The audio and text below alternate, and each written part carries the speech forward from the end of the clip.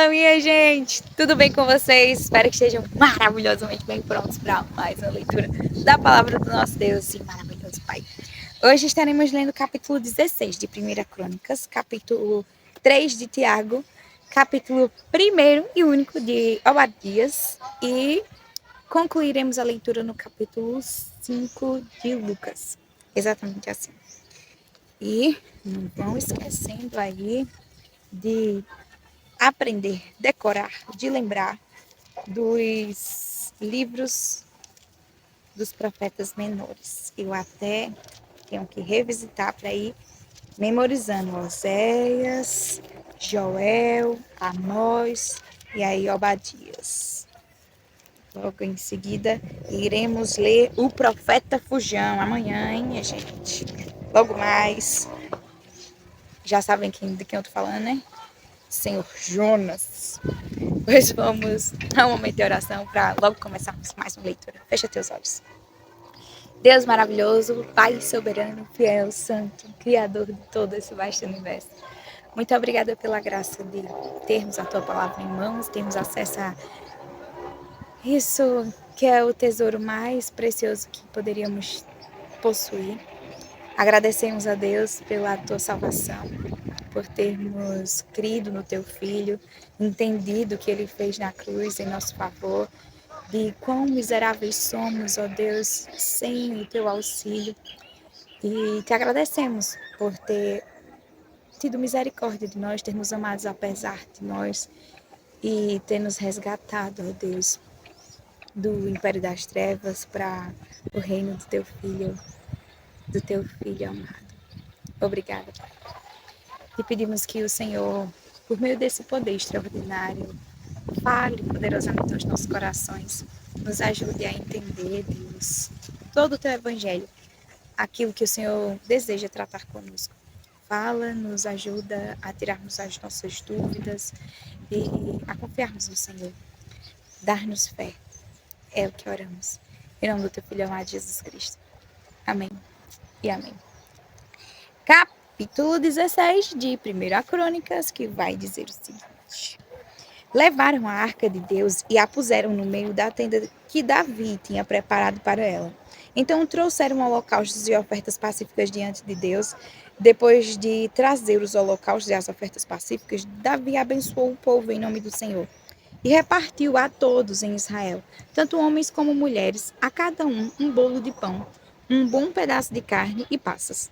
Designou dentre os levitas os que haviam de ministrar diante da arca do Senhor e celebrar, louvar e exaltar o Senhor, Deus de Israel, a saber, Asaf, o chefe, Zacarias, o segundo, e depois Jeiel, Semiramote, Jeiel, Matitias, Eliabe, Benaia, Obed-edom e Jeiel, com liras e harpas.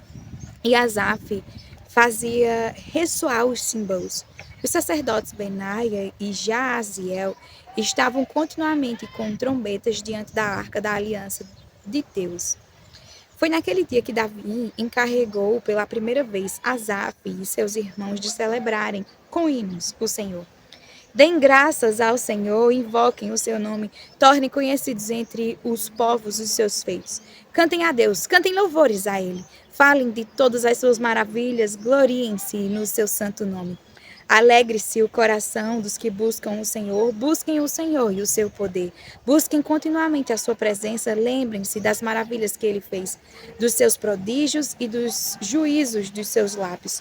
Vocês, descendentes de Israel, seu servo, vocês, filhos de Jacó, seus escolhidos. Ele é o Senhor, nosso Deus.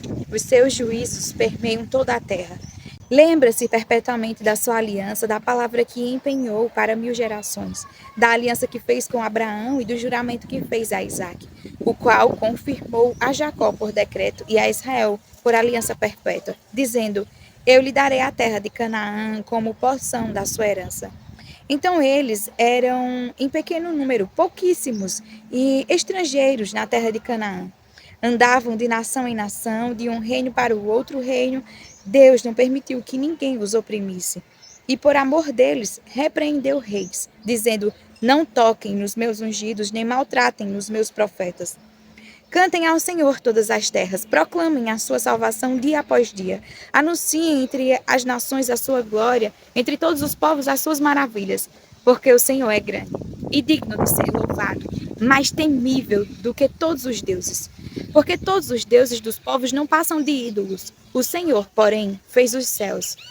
Glória e majestade estão diante dele, força e alegria no seu santuário. Deem ao Senhor, ó famílias dos povos, deem ao Senhor glória e força. Deem ao Senhor a glória devida ao seu nome. Tragam ofertas e entrem nos seus átrios. Adorem o Senhor na beleza da sua santidade. Tremam diante dele todas as terras, pois ele firmou o mundo para que não se abale. Alegrem-se os céus, e a terra exulte. Diga-se entre as nações, o Senhor reina. Ruja o mar e a sua plenitude, alegre-se o campo e tudo o que nele há. Cantem de alegria as árvores do bosque na presença do Senhor, porque vem julgar a terra. Deem graças ao Senhor, porque ele é bom, porque a sua misericórdia dura para sempre. E digam, salva-nos, ó Deus, da nossa salvação. Congrega-nos e livra-nos das nações, para que demos graças ao teu santo nome e nos gloriemos no teu louvor.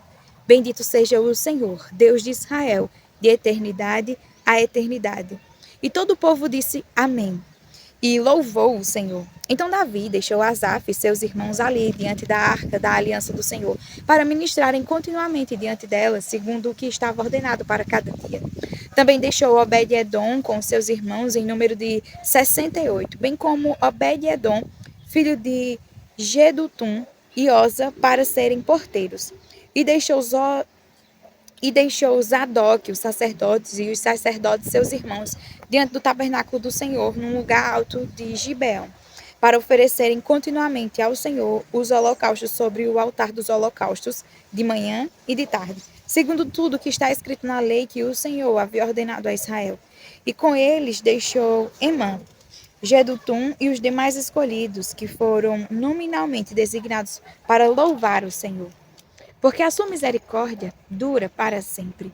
Portanto, com eles estavam Enã e Gedutum, que faziam ressoar trombetas, símbolos e instrumentos musicais, usados para louvar a Deus. Os filhos de Gedutum eram porteiros. Então todo o povo se retirou, cada um para a sua casa. Davi também foi para abençoar a sua casa.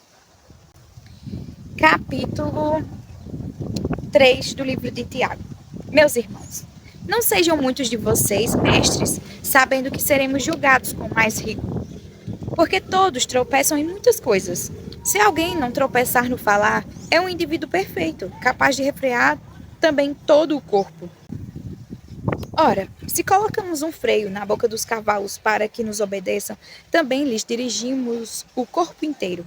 Observem igualmente os navios que, sendo tão grandes e impelidos por fortes ventos, são dirigidos por um pequeniníssimo leme e levados para onde o piloto quer. Assim também a língua, pequeno órgão, se gaba de grandes coisas. Vejam como uma fagulha incendeia uma grande floresta. Ora, a língua é um fogo. É um mundo de maldade. A língua está situada entre os membros do nosso corpo e contamina o corpo inteiro. E não só põe em chamas toda a carreira da existência humana, como também ela mesma é posta em chamas pelo inferno. Pois toda espécie de animais, de aves, de répteis e de seres marinhos se doma e tem sido domado pelo gênero humano. Mas a língua ninguém é capaz de domar. É mal incontido, cheio de veneno mortal. Com ela bendizemos o Senhor e Pai. Também com ela amaldiçoamos as pessoas criadas à semelhança de Deus. De uma só boca procede bênção e maldição. Meus irmãos, isso não deveria ser assim.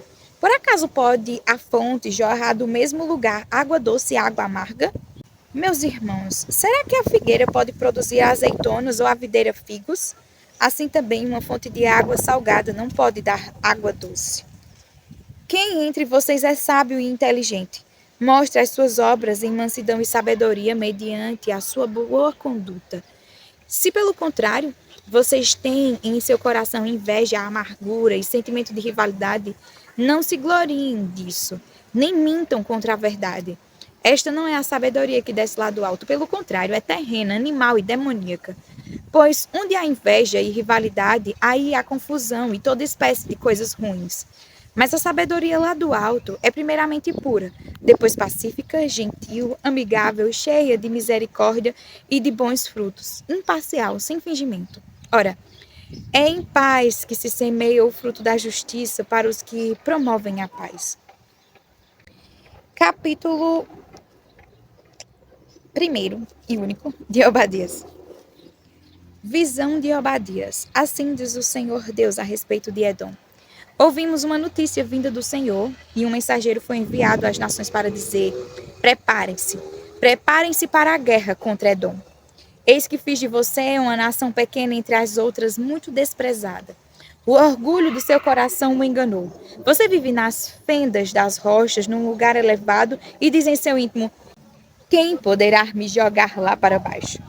Ainda que você suba como uma águia e faça o seu ninho entre as estrelas, de lá eu o derrubarei, diz o Senhor. Se ladrões o atacassem ou assaltantes viessem de noite, como você está destruído, não levariam só o que lhes bastasse? Se fossem até você os que colhem uvas, não deixariam pelo menos alguns cachos? Como foram saqueados os bens de Esaú? Como foram vasculhados os seus tesouros escondidos? Todos os seus aliados, ó Edom, o empurraram para fora do seu território. Aqueles que estavam em paz com você o enganaram e prevaleceram contra você. Aqueles que sentam à sua mesa prepararam uma armadilha para os seus pés. E não há em Edom entendimento. Naquele dia, diz o Senhor, destruirei os sábios de Edom e o entendimento do monte de Esaú.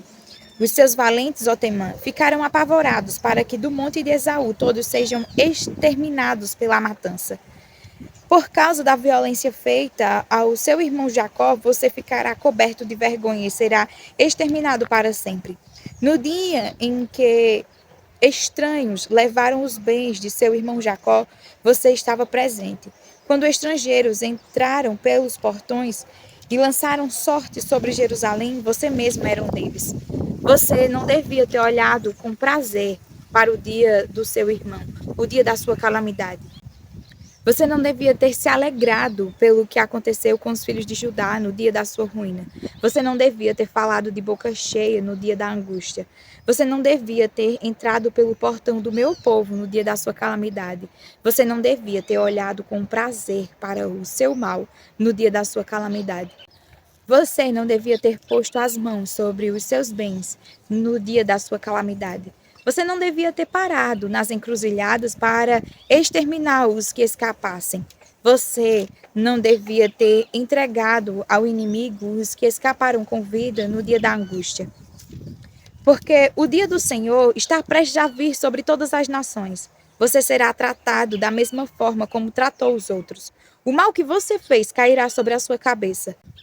Porque assim como vocês beberam no meu santo monte, assim todas as nações beberão sem parar, irão beber, engolir, e serão como se nunca tivessem existido. Mas no monte Sião haverá livramento. O monte será santo, e os da casa de Jacó tomarão posse de sua herança. A casa de Jacó será fogo, e a casa de José será chama, mas a casa de Esaú será a palha. O fogo e a chama incendiarão a palha e a consumirão. E ninguém mais restará da casa de Esaú, porque o Senhor o falou. Os de Neguebe tomarão posse do monte de Esaú, e os de Cefelá ocuparão o território dos filisteus. Tomarão posse também dos campos de Efraim e dos campos de Samaria, e Benjamim tomará posse de Gileade. Os cativos do exército dos filhos de Israel tomarão posse do território dos cananeus até Sarepta, e os cativos de Jerusalém, que estão em Sefarade, tomarão posse das cidades do sul. Salvadores hão de subir ao monte Sião para julgarem o monte de Esaú, e o reino será do Senhor. Capítulo 5 do livro de Lucas. Aconteceu que Jesus estava junto ao lago de Genezaré, e a multidão o apertava para ouvir a palavra de Deus. Então ele viu 2 barcos junto à praia do lago. Os pescadores tinham desembarcado e estavam lavando as redes. Entrando num dos barcos, que era o de Simão, Jesus pediu-lhe que o afastasse um pouco da praia.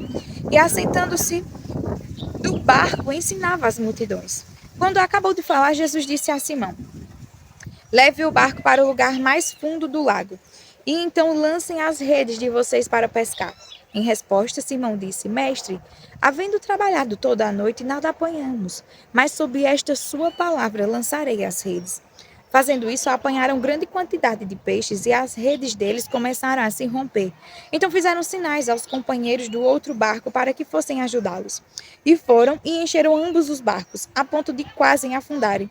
Vendo isto, Simão Pedro prostou-se aos pés de Jesus, dizendo: Senhor, afaste-se de mim, porque sou pecador.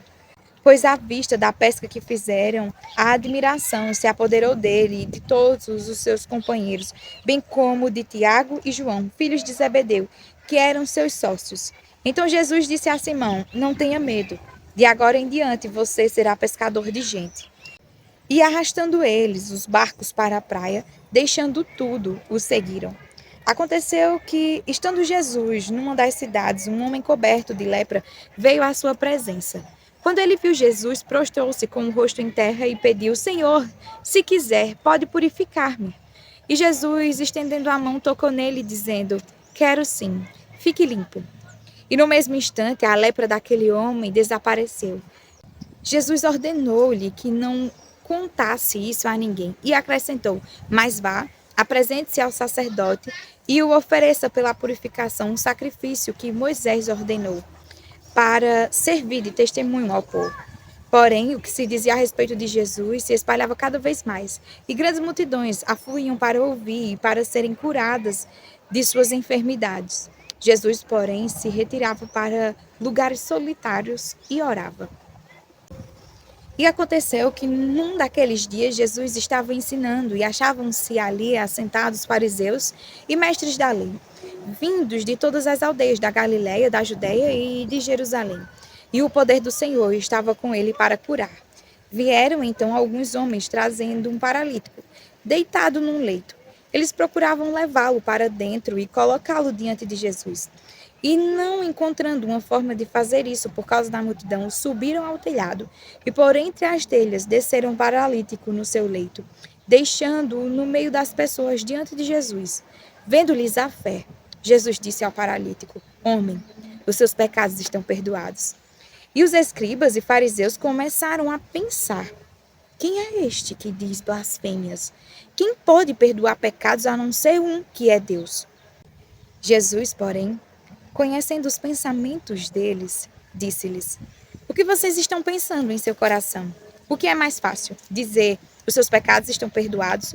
Ou dizer: levante-se e ande? Mas isto era para que vocês saibam que o Filho do Homem tem autoridade sobre a terra para perdoar pecados. E disse ao paralítico: eu digo a você, levante-se, pegue o seu leito e vá para casa. E imediatamente ele se levantou diante de todos e, pegando o leito em que até então estava deitado, voltou para casa, glorificando a Deus. Todos ficaram muito admirados, davam glória a Deus e, cheios de temor, diziam: hoje vimos coisas extraordinárias. Depois disso, Jesus saiu e viu um publicano, chamado Levi, sentado na coletoria. E lhe disse: siga-me. Ele se levantou e, deixando tudo, o seguiu. Então Levi lhe ofereceu um grande banquete em sua casa. E era grande o número de publicanos e outras pessoas que estavam com eles à mesa. Os fariseus e seus escribas murmuravam contra os discípulos de Jesus, perguntando: por que vocês comem e bebem com os publicanos e pecadores? Jesus tomou a palavra e disse: os sãos não precisam de médico, e sim os doentes. Não vim para chamar justos, e sim pecadores ao arrependimento. Então eles disseram a Jesus: os discípulos de João frequentemente jejuam e fazem orações, e os discípulos dos fariseus fazem o mesmo. Mas os seus discípulos comem e bebem.